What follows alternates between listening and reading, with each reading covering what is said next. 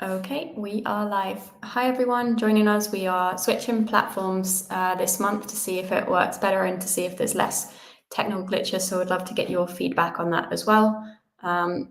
We are going to kick off shortly. We'll just give it 1 minute for people to join. But thanks for joining us. I'm going to bring Ben up to the stage in the meantime. Hey, Ben. Hey. Mic is still working fine.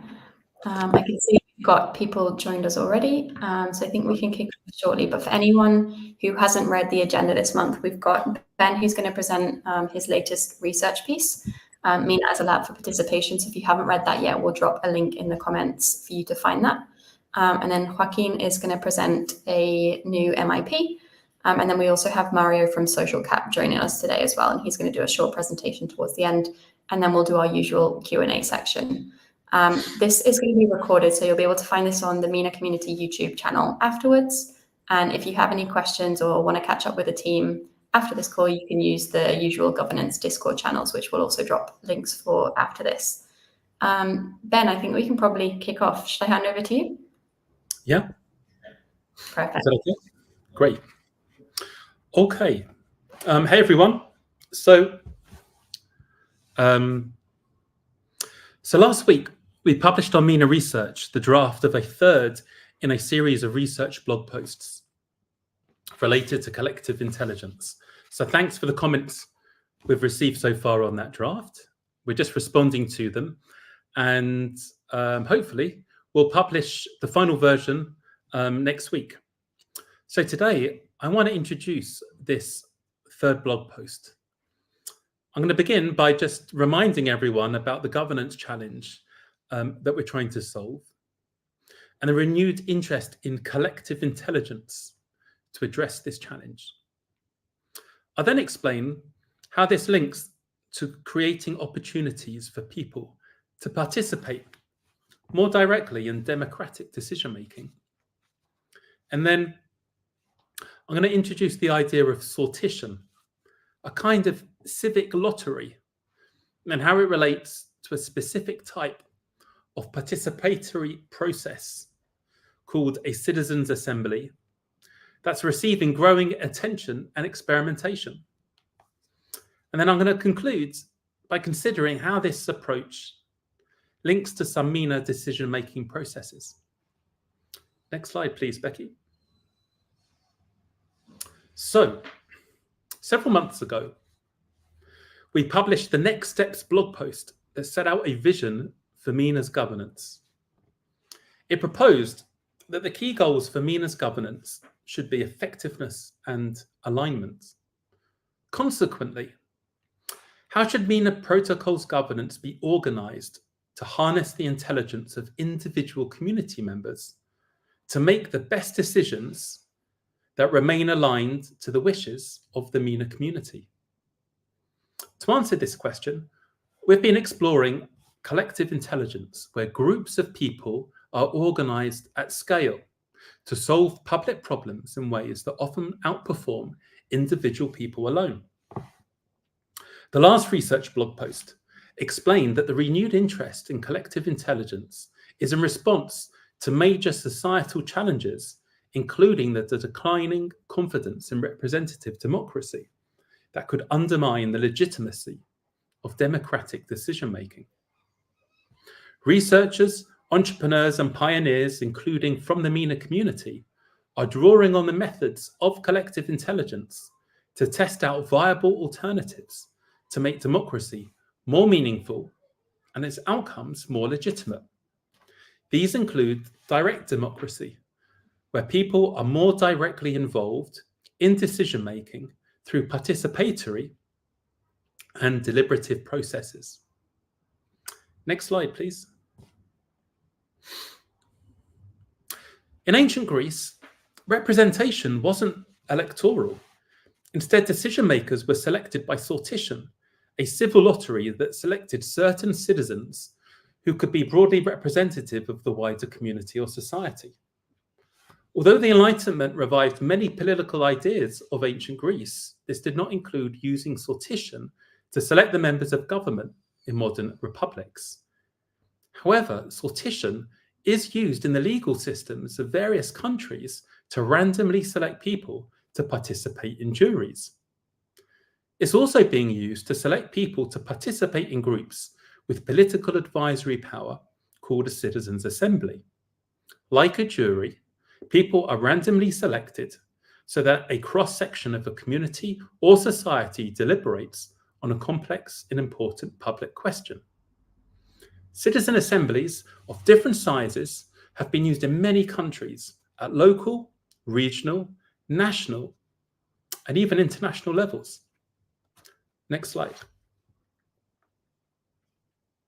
Instead of feeling like passive spectators, citizen assemblies empower people to be actively involved in decision-making for their community or society. Involving citizens in a decision-making process can increase the perceived legitimacy of that process. The structure of a citizens' assembly involves three main steps. First, its members are presented with evidence, including inviting expert witnesses to explain the public problem. Through listening, dialogue, and debate, the full range of different arguments and opinions are considered, including trade-offs, while building trust between people who may have opposing views. And finally, its members recommend specific solutions to decision makers. Based on practical learnings from running citizens' assemblies, two key criteria for success are fairness and impact. Membership needs to be representative of the community or society at large, and differing viewpoints need to be encouraged. Also, the recommendations must meaningfully affect policy making and wider public debate. Next slide. So, I'm sorry that this diagram is a little bit DIY. I've done my best, but when the blog post gets published, we should have a more professional design.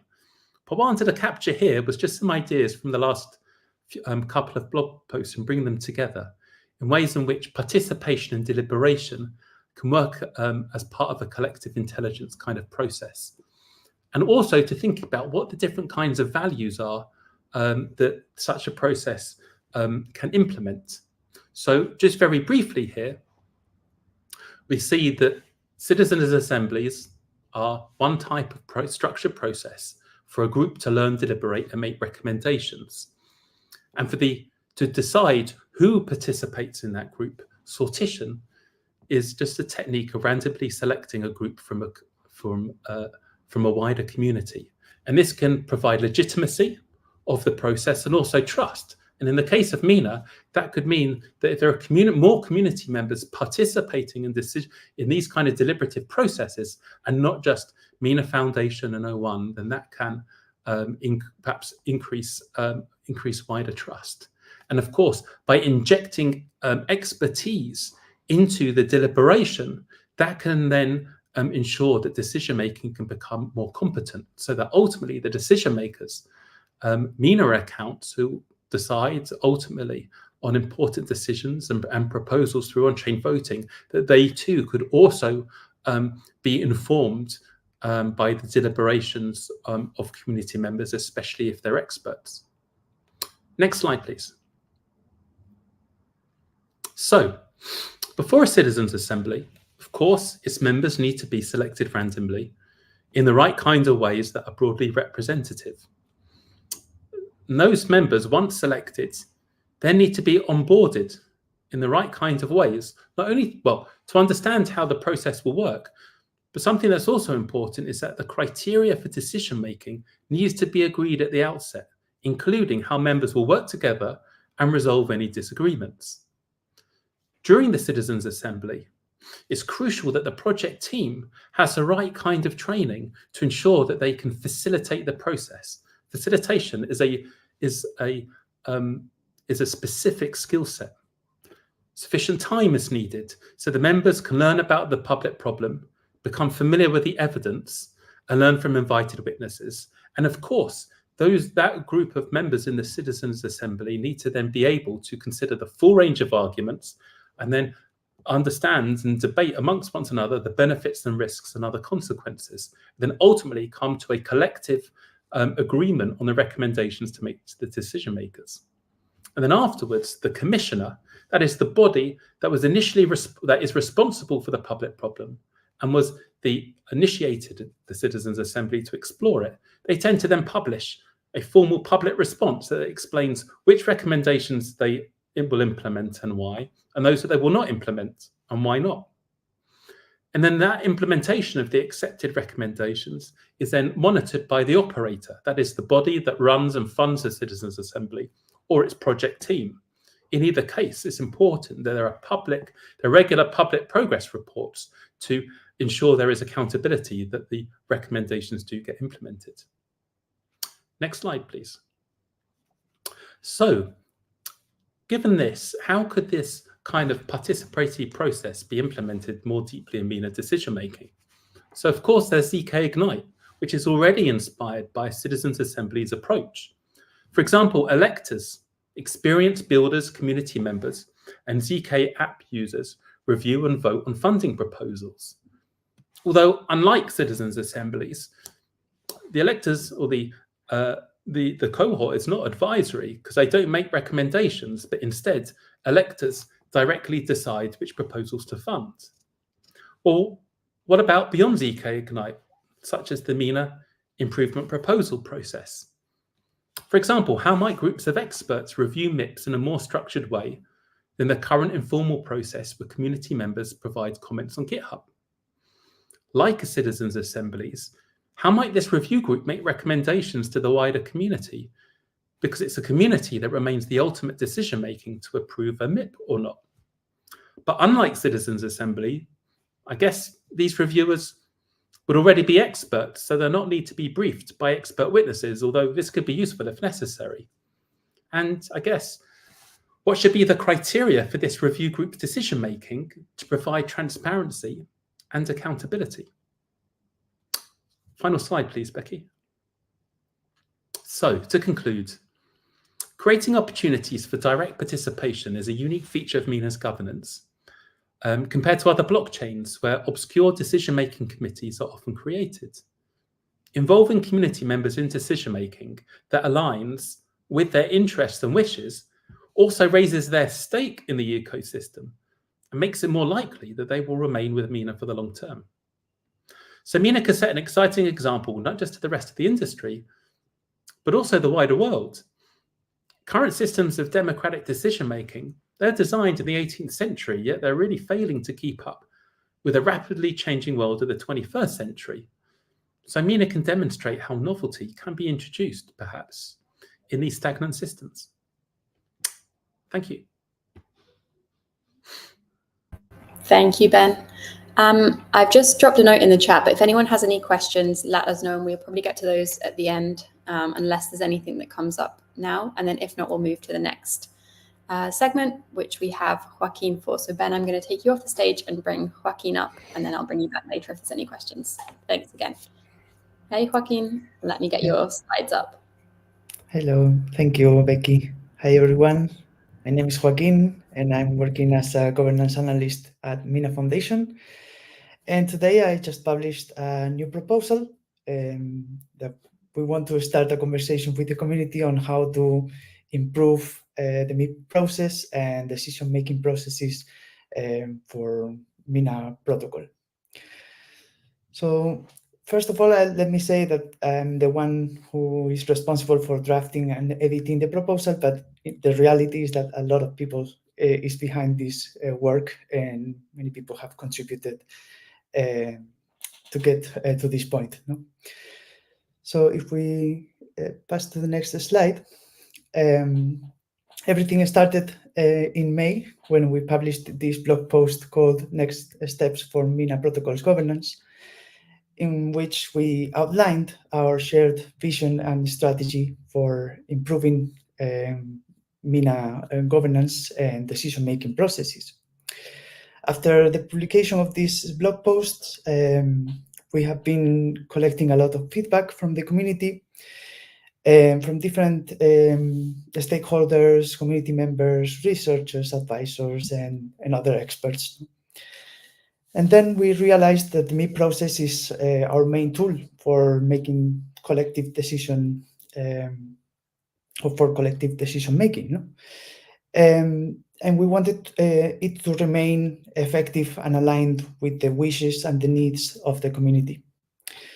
So in this proposal, we are addressing the growing need to evolve this MIP process with the growth of the ecosystem, because in the past months, many new organizations, new individuals are joining our ecosystem. At the same time, we want to help realize this vision of a future powered by participants. So in the next slide, I can tell you about what are the specific changes that we are proposing. First of all, this is just a summary. You can read more in the draft and let us know your comments and your thoughts. We welcome all the feedback that you can provide. But the first change that we are proposing is creating new categories for MIPS. Instead of having this process narrowly focused on engineering and technical protocol changes, now we are proposing that we can make more types of decisions related to economics and governance. As well, we are proposing to create new roles in the MIP process, and the most important ones will be the MIP facilitator and the MIP reviewer role. And these are critical roles for the future of the MIP process, and we are keen to know what you think about these roles, about the distribution of responsibilities, what should be the requirements for fulfilling these roles, and how to select, no, or how to choose the right people for these important jobs. No? The third point is about introducing mass deliberation tools and open debates to make deliberation more engaging for the community. So there are new ways for the community to participate in the process. You don't have to be a MIP facilitator or a reviewer or a MIP author to participate. You can participate also as a community member just by joining these public debates, by participating in the conversations that are happening in Discord, in Mina Research, and all that. And finally, we are proposing some guidelines for the implementation phase of future MIPS to make the process a little bit more structured. Overall, all these changes are have the intention or the purpose to empower participants in different ways, and allowing community members to get involved and to make the MIP process more accessible, more transparent, and eventually effective and aligned with the wishes of the community, as we already mentioned in previous blog posts. So next slide, please. And this is how you can participate right now. The MIP process has different phases. We are in the first phase of the process. It's a long journey, and we want everybody to give us feedback, to participate, and to let us know their thoughts, so we can refine this proposal before we submit it as a formal MIP. No? So first of all, go to Mina Research, and there you can read the proposal and this early draft and leave us comments there. You can also use the survey bot that we have in Discord to give us feedback. You will find links in the draft and in the Mina Research post. That way, you can respond to key questions that we would like the community to give us their opinion, no, on these key aspects of the proposal. So that's it. We will keep you updated, and thank you so much for your attention. Thanks, Joaquin. As he mentioned, I've just shared a lot of the links for this new MIP in the chat. So if you need more information, you can find that there. And as I mentioned before, the team are available in the governance channels in Discord. And if you have any questions, feel free to drop them in the chat and we'll get to them at the end of the call as well. Thank you, Joaquin. I will remove you. And I'm going to bring Ben back up because I think you can probably give a good intro to this next section with Mario, if that's okay. Yeah, sure thing. Yeah, can you hear me okay? Yeah, perfect. Yeah. So in the blog post, we mentioned a couple of exemplars towards the end of participatory processes that are in the spirit of sortition and citizens' assemblies. And one of those is social cap. So that's why it would be great to hear from Mario to provide an overview of what social cap is and how it works and involves different community members. Over to you, Mario. Okay, hi, thank you. Hi, everyone. I'm Mario from Social Cap, and what we do is we strongly validate credentials. Let's see how this has to do with governance. We will arrive at that at the end, but just we start with credentials. Next, please. In fact, what we do is we issue strongly validated credential. We streamline the full credential process, and we can customize solutions to each specific case. So that's what Social Cap mainly does. Okay, next, please. About credentials. Credentials are a very wide topic, and so mainly we can say that the credential is that anything that can prove or can demonstrate or we can verify that we have such some qualification or competence or authority, and usually a credential is issued by some organization or by someone who can really confirm that we own that credential. There are lots of examples of credentials, like just academic diplomas, degrees, certifications, identity credentials, etc. But we will see later what Social Cap specific types of credentials we do. Next, please.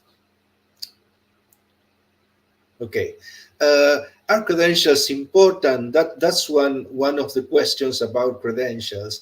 And in a digital world, which is more digital every day, we can say that they are. I am telling you a true story from my own experience.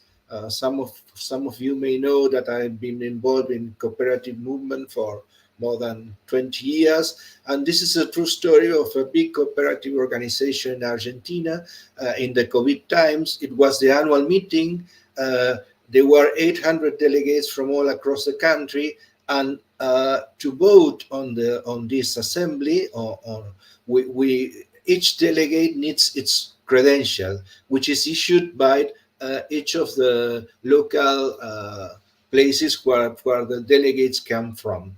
So no credentials, no votes. So this shows how important is our credentials when some things like non-presential can impact. They couldn't make it, and this was delayed for almost a year. So I think that we could have helped with that. Okay, next.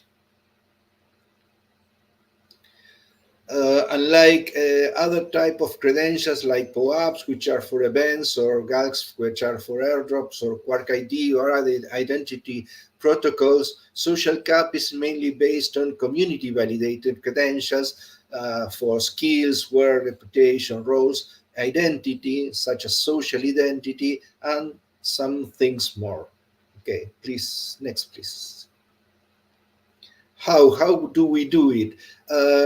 We implemented what we call a decentralized credential protocol by using community members, random and anonymous validators, and self-auditing.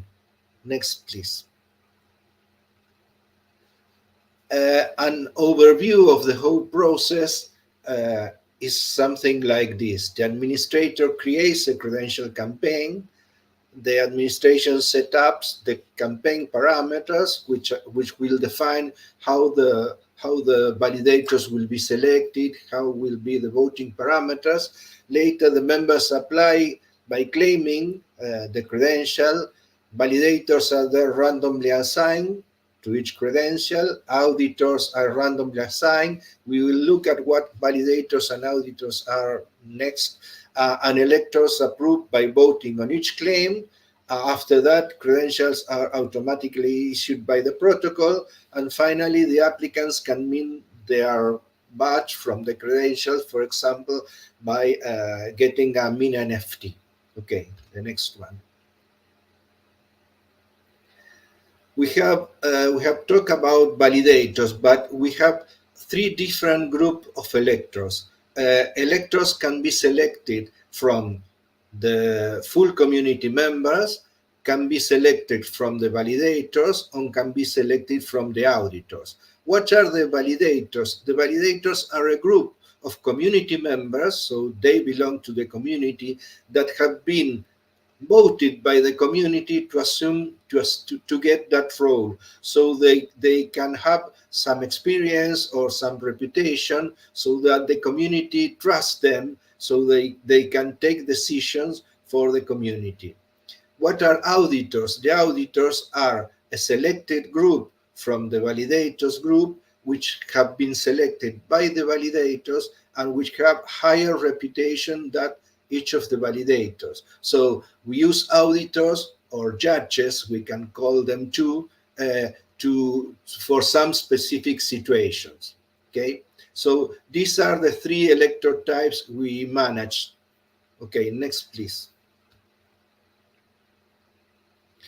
Why random anonymous electors? Well, Ben has already given a better explanation than what I can give, but mainly because it prevents collusion between electors, it blocks collusion with applicants, it mitigates its influence from third parties, it ensures secret voting, the anonymity ensures secret voting, and by selecting at random, we incentivize electors' participation, because anyone in the community or any validator can get an assignment at any time, and so he will in some way be promoted by participation. We promoting participation. This random selection promotes participation. Also, why random? Because random sampling is a statistical way of representing the community as a whole. Because not in all cases we need the full community to participate, and we know that participation is always a difficult issue. So by random sampling the community or the validator set, we can select some participants and assign them this task, so they can participate, and different people will participate in different situations. Okay, next please. Why self-auditing? We say that the protocol is self-auditing because we assign one or more additional auditors to each claim.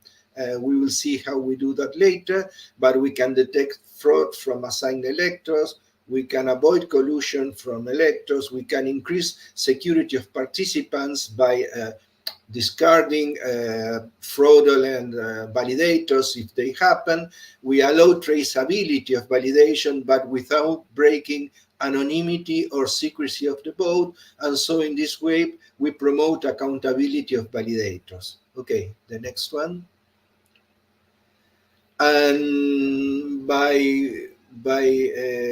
now we can see how social cap can adapt to different situations, because different type of decision can involve different type of combination of electors, the claiming form, etc. We need an adaptable protocol that can adapt to very different situations. For example, we can create the claiming form by using a no-code editing tool, and the claiming form can be different for each campaign. So when an applicant claims his credential, different type of credentials will have different claiming or submission forms. So the administrator, when creating a credential campaign, can define how and what information must go in the submission form, and that is the information that the electors will get to decide on if each of the credentials. Next, please.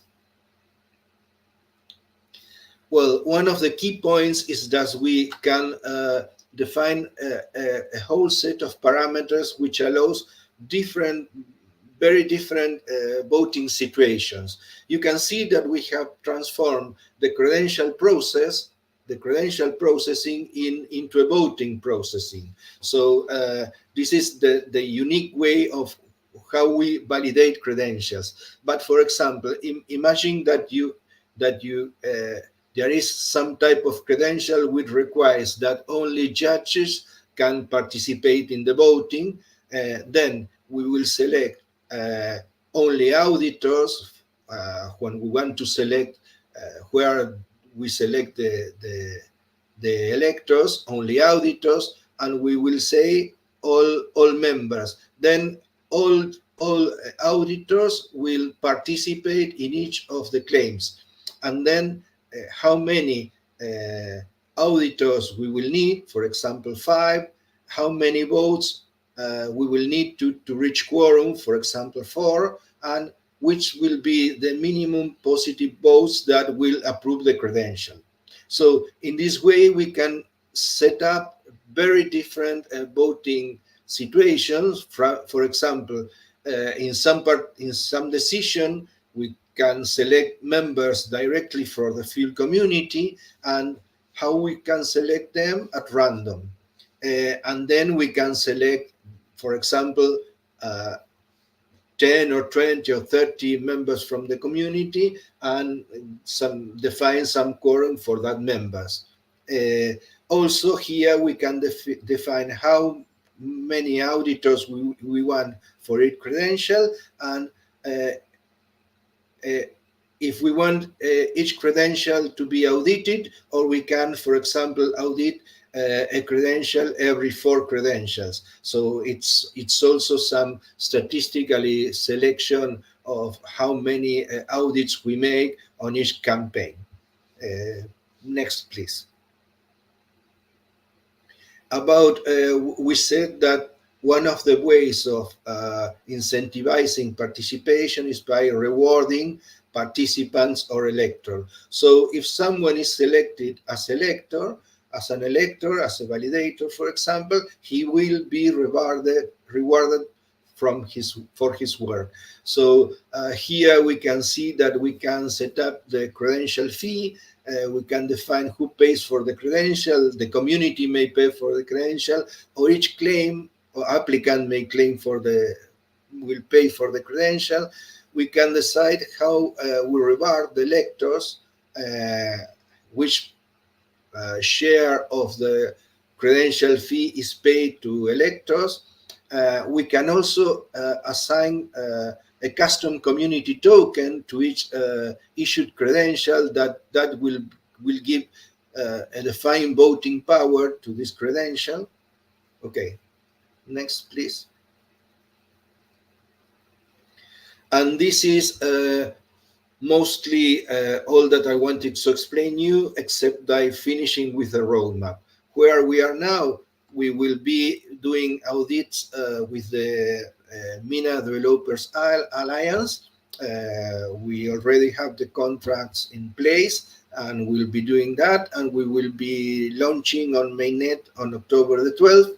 After that, we will be working on including proposals as part of social cap. For now, social cap, it's mostly credentials, but you can see that we have a full voting process in place, which can be also used for proposals besides credentials. And we will be working in 2 things that we did for SICA Ignite 3, which are composable credentials, and that is how we will use the Mina recursive feature, because we can have a credential that requires another credential, and we can also have tokenized credentials. So, for example, we can have a credential which will have some custom tokens from the community assigned, for example, 10,000 tokens, and that can be assigned as voting power.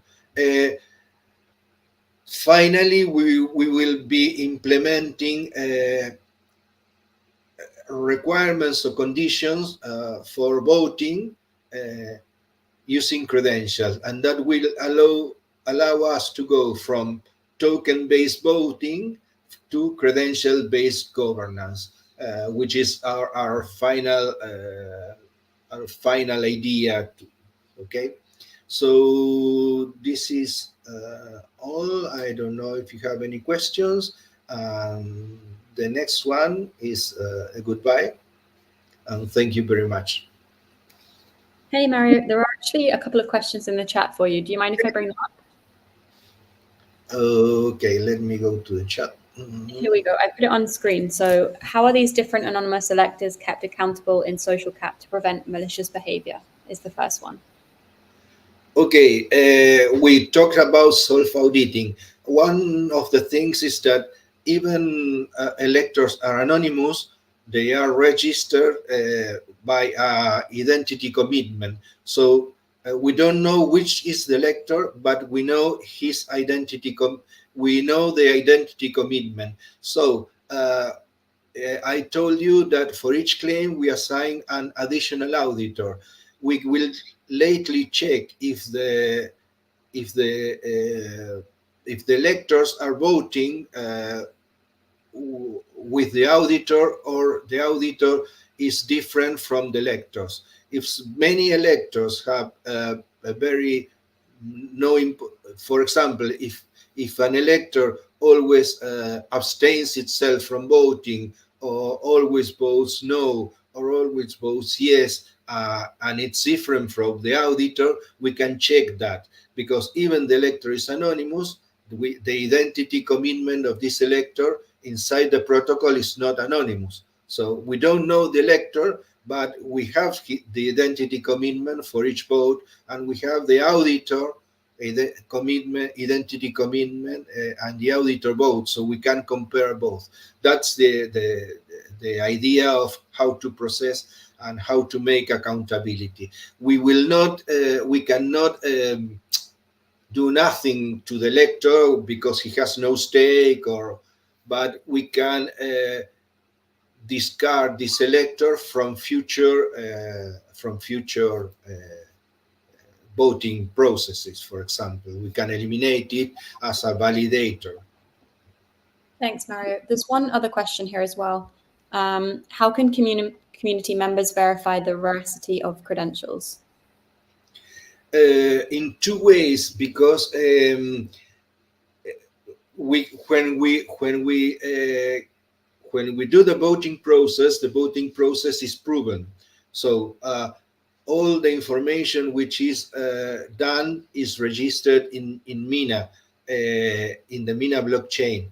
And also we create proofs, for example, for the result of a credential, and we have, each claim has a Mina account which is created by the protocol, and all voting results are stored and saved in that Mina account, which is particular for each claim. And after that, we create the credential, and we can create the NFT badge, the Mina NFT badge from that. So the voting process is proved by Mina proofs, and we also settle all that information in Mina in a provable way too. So we are talking, if you know about the verifiable credential standard, we can see that this type of credentials are provable credentials. So you don't really need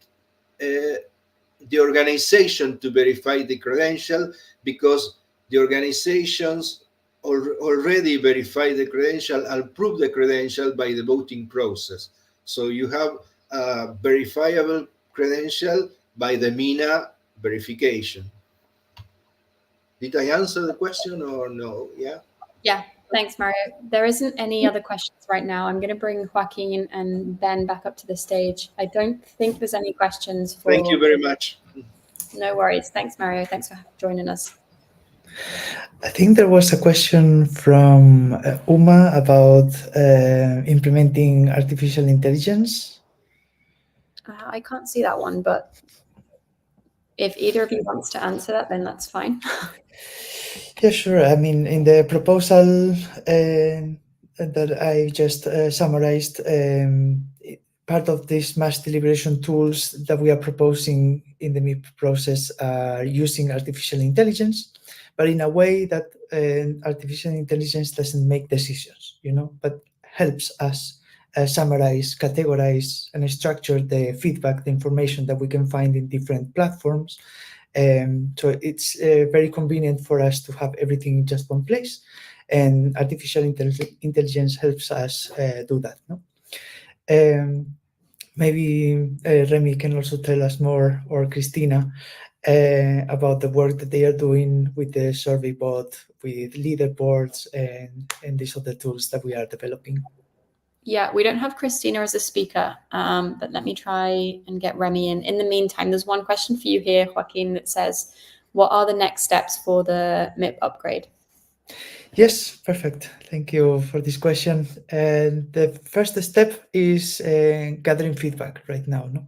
We will incorporate that feedback into the draft, and